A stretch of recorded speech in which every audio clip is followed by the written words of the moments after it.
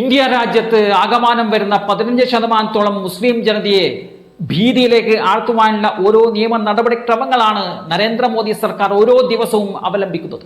അത് പ്രത്യക്ഷത്തിൽ തന്നെ എതിർക്കാൻ ഇന്ത്യൻ ഭരണഘടനയിൽ സംവിധാനമൊന്നുമില്ല എന്ന് മനസ്സിലാക്കിക്കൊണ്ട് ഭരണഘടനാ ഭേദഗതി ഉൾപ്പെടെ നടത്തി പ്രത്യേകമായ വൈരാഗ്യ ബുദ്ധിയോടുകൂടി മോദി സർക്കാർ അത് ഏറ്റവും ഭംഗിയായി നിർവഹിച്ചു എന്ന് പറഞ്ഞിരിക്കുമ്പോഴാണ് അടുത്ത മറുപടി ഇപ്പോൾ വന്നിരിക്കുന്നത്.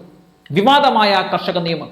പഞ്ചാബിലും ഹരിയാനയിലുമുള്ള കർഷകർ അതിശക്തമായി പ്രതിഷേധിച്ചപ്പോൾ ഡൽഹിയിൽ നടന്ന ഐതിഹാസിക സമരത്തിനൊടുവിൽ നരേന്ദ്രമോദിക്ക് പിൻവലിക്കേണ്ടി വന്ന ആ സാഹചര്യം, അതിനേക്കാൾ ശക്തമായ സമര പരിപാടികളാണ് ഇപ്പോൾ വഖഫ് നിയമ ഭേദഗതിയുമായി ബന്ധപ്പെട്ട് വിവിധ സംസ്ഥാനങ്ങളിൽ നടപ്പിലാക്കിക്കൊണ്ടിരിക്കുന്നത്. എന്നാൽ ഈ നിയമ ഭേദഗതി അംഗീകരിച്ചുകൊണ്ട് 3 സംസ്ഥാനങ്ങളിലെ സർക്കാർ കൃത്യമായി കേന്ദ്രത്തിന് കത്തയച്ചിരിക്കുന്നു. മഹാരാഷ്ട്ര സർക്കാർ ഈ നിയമ ഭേദഗതി അംഗീകരിക്കുന്നുവെന്ന് പറഞ്ഞാണ് ഫഡ്നാവിസ് നിലപാട് വ്യക്തമാക്കുന്നത്.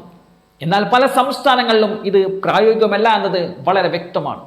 ഉത്തർപ്രദേശിൽ അത് നടപ്പിലാക്കാൻ പരിപൂർണമായും യോഗി തയ്യാറാകുമ്പോൾ അവിടെയുള്ള നിരവധി പ്രദേശങ്ങളിൽ ഉണ്ടാകുന്ന സമര പരിപാടികൾ പോലീസിനോ ഈ രാജ്യത്തെ മറ്റു സുരക്ഷാ ഉദ്യോഗസ്ഥർക്കോ നിയന്ത്രിക്കാൻ കഴിയാത്ത രീതിയിലേക്ക് കാര്യങ്ങൾ മാറിയേക്കും.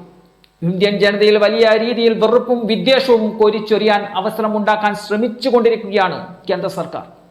ഇത്തരത്തിലുള്ള വിഭജന രാഷ്ട്രീയം കൃത്യമായും ഉപയോഗിക്കുന്നതിനെതിരെയാണ് കോൺഗ്രസ് ശക്തമായ പ്രതിഷേധവുമായി രംഗത്തിരിക്കുന്നത്.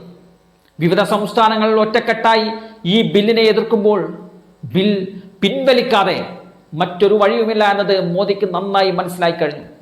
ഈ രാജ്യത്ത് തന്നെ ദക്ഷിണേന്ത്യയെന്നും ഉത്തരേന്ത്യയെന്നും തരംതിരിക്കാൻ സാമ്പത്തികപരമായും മറ്റു രീതിയിലും ദക്ഷിണേന്ത്യൻ സംസ്ഥാനങ്ങളോട് കാണിക്കുന്ന അനീതി പ്രകടമാകുന്ന രീതിയിലേക്കാണ് കേന്ദ്ര സർക്കാർ ഓരോ വർഷവും ബജറ്റ് അവതരിപ്പിക്കുന്നത്.